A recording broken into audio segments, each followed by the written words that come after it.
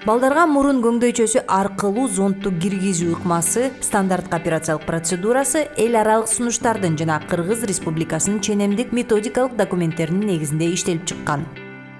Процедурага керектүү жабдуу: зарыл көлөмдөгү шприц, фонендоскоп,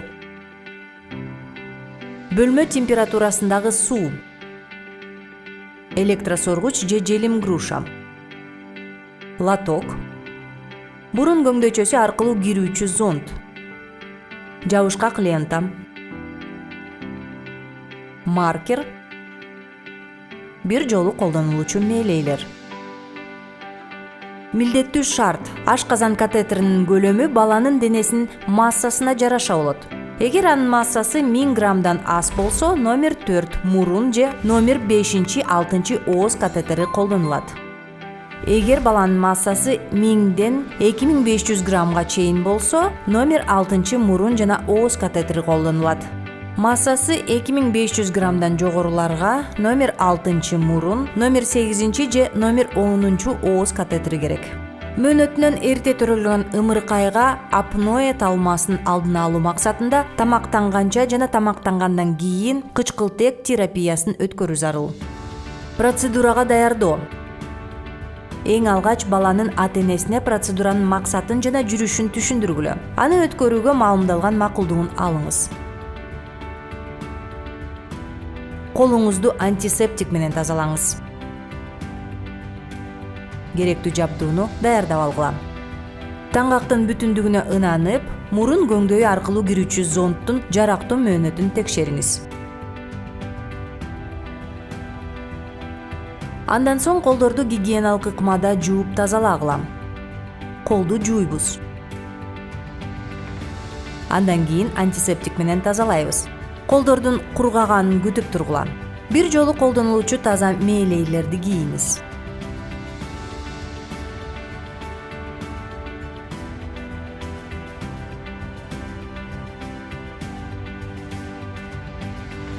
Баланын мурун жана ооз көңдөйүнө санация өткөрөбүз.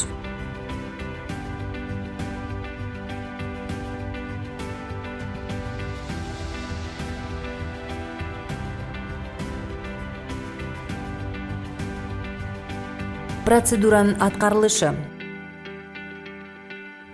баланын көкүрөгүнө бир жолу колдонулуучу кагаз майлыкты коюңуз. Мурун көңдөйү аркылуу кирүүчү стерилдүү зондтун таңгагын ачыңыз.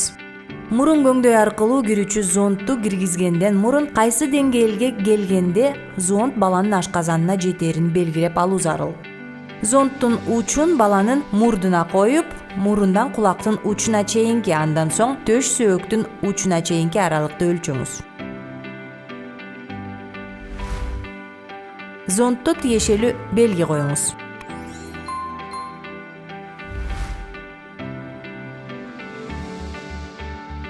Катетердин туюк башын суу менен нымдап, таноолордун бирине төмөнкү мурун өтмөгү аркылуу шашпай киргизип баштагыла. Катетер ашказанга тоскоолдуксуз жеңил эле кириши керек.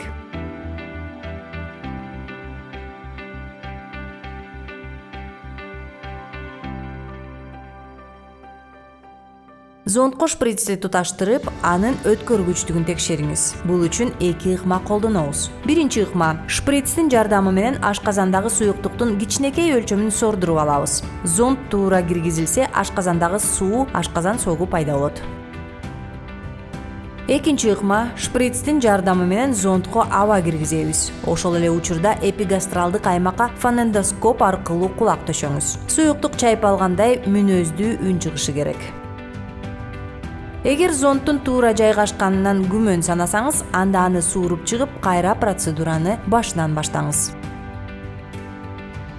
Өлчөнгөн аралыкка жеткенде зондту жабышкак лентанын жардамы менен баланын мурдуна чаптайбыз. Эгерде зондту киргизүү зарылчылыгын жараткан процедура кечирээк аткарылса, зондтун бош учун тыгын менен жаап коюңуз. Аны баланын кийиминин ийин жагына бекитип карматып койгула. Процедуранын аякташы: шприцтин желим бөлүгүн толугу менен Б класстагы калдыктар үчүн идишке салыңыз. Мээлейлерди чечип, Б класстагы калдыктар үчүн контейнерге таштайбыз. Колдорду гигиеналык ыкмада жууп тазалаңыз. өткөрүлгөн процедура жана ага карата бейтаптын реакциясы тууралуу жазып койгула.